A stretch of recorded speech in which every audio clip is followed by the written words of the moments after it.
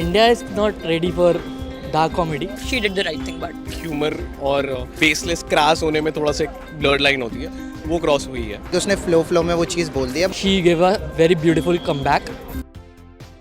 तो देखो, इस वीडियो को शुरू करने से पहले मैं आप लोगों के सामने दो एग्जांपल्स रखने वाला हूँ, एक शो का और एक मूवी का, जहाँ पर हमने रिसेंटली देखा है कि इंडियाज गॉट टैलेंट के अराउंड कितनी ज़्यादा कंट्रोवर्सी क्रिएट की गई थी, जहाँ पर इन्फ्लुएंसर्स से लेके राजनेता से लेके संसद तक हर जगह इस चीज़ के बारे में जिक्र किया गया और इस चीज़ पर कंसर्न जताया गया कि अगर इस तरह की कंटेंट बहुत सारे लोग ग्रैब कर रहे हैं तो डेफिनेटली ये आगे चलकर हमारे देश में किसी न किसी तरीके की सो कॉल्ड गंदी विचारधारा को जन्म दे सकती है।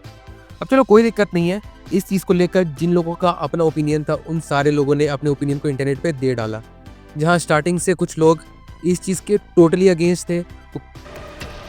गाली देकर कूल दिखना आसान है, लेकिन जब जनता पलटकर तुम्ही को गरियाने लगे तब उस गाली को झेल पाना बड़ा मुश्किल है। कुछ लोग ये कह रहे थे कि ये कॉमेडी शो है और यहाँ पर जिस तरीके की बातें की गई है वो डार्क ह्यूमर से रिलेट करता है, तो इसलिए इस चीज़ को ज़्यादा सीरियस लेने की कोई बात नहीं है और खास करके ऑफेंड होने की तो बात बिल्कुल भी नहीं है। तो वहीं दूसरी तरफ ये कह रहे थे लोग जो इन सारी चीज़ों से इत्तेफाक नहीं रखते हैं कि ये सारी चीज़ें हर वे में बंद होनी चाहिए। और मे बी ये पूरे इंडिया के इतिहास में पहली बार हुआ है कि दो बड़ी पार्टीज बीजेपी और कांग्रेस साथ में आए थे किसी एक कॉज के लिए, लेकिन वो कोई नोबल कॉज नहीं था, वो इस शो के अगेंस्ट में थे। उसके लिए उन्होंने अपना अपना ओपिनियन दिया जो कि काफ़ी सिमिलर था। अब चलो, कोई बात नहीं, नॉर्मल पब्लिक को इस चीज़ से बहुत दिक्कत है कि इस शो को क्यों बंद कराया गया। आफ्टर ऑल ये शो काफ़ी सारे लोगों के लिए एक स्ट्रेस बस्टर था, यहाँ पर लोग अपने दिन भर की थकान को मिटाने के लिए इस शो को देखा करते थे। जैसे एक टाइम पे हम तारक मेहता का उल्टा चश्मा, मतलब ऐसा घिसने का नहीं, सीधा ऐसा खाने का, चाय पियो बिस्किट खाओ, चाय पियो बिस्किट खाओ। और दूसरे वक्त पे हम कपिल शर्मा के शो को ग्रैब किया करते थे, ठीक उसी तरह। बात है, आपने आज जो तकिए की जैकेट बनाई है ना। पर चलो, यहाँ तक तो सभी लोगों की बात समझ में आती है कि हाँ, कि कुछ लोग क्यों इस शो को बैन कराना चाहते थे और क्यों कुछ लोग इस शो को वापस चाहते हैं। बट जैसा मैंने वीडियो के स्टार्टिंग में बताया कि मैं एक शो और एक मूवी का एग्जांपल देना चाहता हूँ आपको। तो शो के बारे में तो मैंने बता दिया, इंडियाज गॉट टैलेंट। आप देखो, दूसरा एग्जांपल है एक मूवी का जिसका नाम है animal. Yes, the most controversial movie of the decade, क्योंकि इस मूवी के साथ भी वही हुआ जो इस शो के साथ हुआ था, जहाँ पर बहुत सारे लोग इस मूवी के अगेंस्ट में थे और उस मूवी की भी बात संसद तक गई थी। तो कह नहीं पाऊंगी कि मेरे बेटी के साथ भी बहुत सारी बच्चियां थी जो कॉलेज में पढ़ती हैं, सेकेंड ईयर में पढ़ती हैं, आधी पिक्चर में उठ के रो के चली गई, जहाँ पर बहुत सारे पॉलिटिशियंस, बहुत सारे एक्टर्स और बहुत सारी normal public and so called feminist इस मूवी के टोटली अगेंस्ट में थे। लेकिन इन दोनों सिनेरियो में एक चीज़ डिफरेंट था कि एनिमल वाली चीज़ को लेकर ना हर कोई सीरियस था कि हाँ, ऐसी मूवी बिल्कुल भी नहीं बननी चाहिए, ये हमारे समाज को गंदा करता है, इसी मूवीज देख के लोग इन्फ्लुएंस हो जाएंगे और यही सारी हरकतें करने लगेंगे। बट सैडली मुझे अभी तक एक भी आर्टिकल नहीं मिला ना जहाँ पर मुझे ये न्यूज़ कंफर्म हो कि एनिमल मूवी देखने के बाद किसी ने किसी का खून कर दिया हो। लेकिन उसके बावजूद भी बड़े से बड़े क्रिएटर से लेके हर किसी ने इस मूवी के अगेंस्ट में कुछ ना कुछ बोला ही था और ये चीज़ आज तक कंटिन्यू है।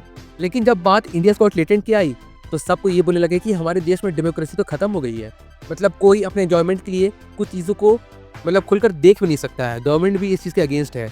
लेकिन एनिमल के साथ जब ये सारी चीज़ें की जा रही थी जो अभी तक कंटिन्यू है, तो उस पर इन लोगों का कुछ भी नहीं कहना था। क्यों? क्योंकि एनिमल देख के तो लोग टेररिस्ट बन जा रहे हैं, रेपिस्ट बन जा रहे हैं, ना जाने क्या क्या मर्डर कर रहे हैं ना। और आज के वक्त पे भी जहाँ पर भी इस मूवी का रेफरेंस होता है ना, तो आपको मैक्सिमम कमेंट्स ऐसे दिख जाएंगे जो इस मूवी के टोटली अगेंस्ट है और इस मूवी को बैन करवाना चाहते हैं। और इस वक्त उन लोगों की बुद्धि मर जाती है जो एक टाइम पे कहते थे कि इंडियाज गॉट टैलेंट तो एंटरटेनमेंट के लिए है।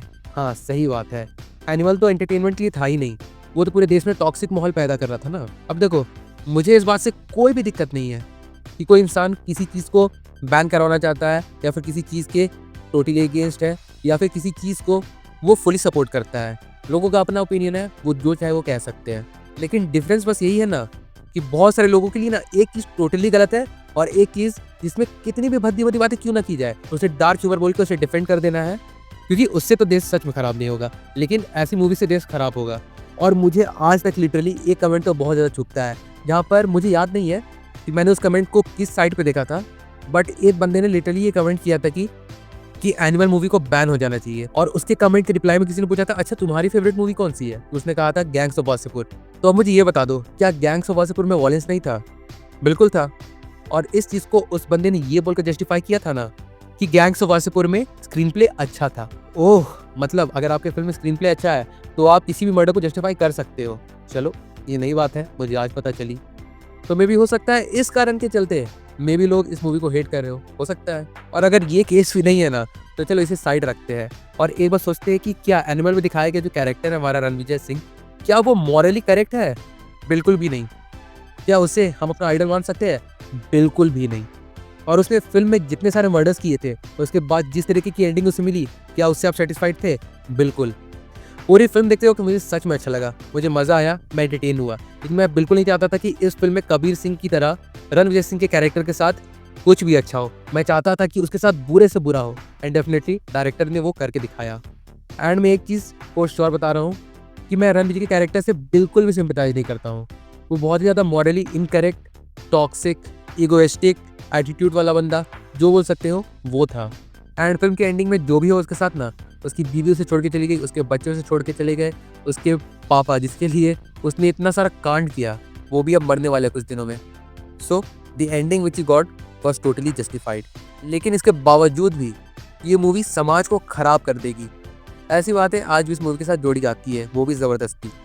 अब चलो छोड़ो, कुछ लोग इस मूवी को हेट करते हैं क्योंकि उन्हें डायरेक्टर नहीं पसंद है, जिस तरीके का विजन वो लेकर आता है उन्हें वो पसंद नहीं है।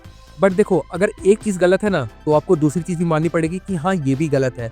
आप दो गलत को मिलाकर एक सही नहीं बना सकते हो, या फिर किसी एक गलत चीज़ को डिफेंड करके खुद को ये साबित नहीं कर सकते हो कि हाँ जो मेरे हिसाब से गलत है वो गलत है और जो मेरे लिए सही है वो सब के लिए सही है। लेकिन ऐसा बोलने से कुछ होने वाला है नहीं। ऑडियंस दोगली थी और दोगली रहने वाली है। जहाँ पर स्ट्रेस रिलीज करने के लिए वो इंडिया गॉट टैलेंट जैसे शो को देख सकते हैं और समाज में न्याय और कानून की व्यवस्था लाने के लिए एनिमल जैसी मूवी को बॉयकॉट भी करवा सकते हैं। लेकिन फिर भी इस चीज़ को बिल्कुल भी जस्टिफाई नहीं किया जा सकता कि कैसे ये स्टेटमेंट सही है या फिर गलत है। पर खैर छोड़ो, इंडिया गॉट टैलेंट की कंट्रोवर्सी तो कुछ दिन में ख़त्म हो ही जाएगी, लेकिन एनिमल से रिलेटेड कोई भी चीज़ अभी लंबे वक्त तक कंटिन्यू रहने वाली है। इसलिए मेरी आप लोगों से बस यही उम्मीद है कि किसी भी चीज़ को जज बस अपने आइडियोलॉजीज़ और अपने एंजॉयमेंट के बेसिस पे मत करो। अगर कोई चीज़ गलत है तो उसे सच में गलत बोलो, और कोई चीज़ गलत नहीं है तो उसे ज़बरदस्ती की प्रोपेगेंडा तो कम से कम मत बनाओ। तो चलिए, वेल यही था मेरा एक ओवरऑल ओपिनियन इस पूरे सब्जेक्ट के अराउंड, जिसे मैंने रिसेंटली काफ़ी ज़्यादा नोटिस किया है। पर फिर भी चलो, ये तो मेरा अपना ओपिनियन था इस बात पर। इस बारे में आपका क्या सोचना अभी कमेंट करके ज़रूर से बताइएगा, मैं ज़रूर से जानना चाहता हूँ। और फिर बाकी चलिए मिलते हैं बहुत जल्द एक और वीडियो के साथ, तब तक के लिए बाय।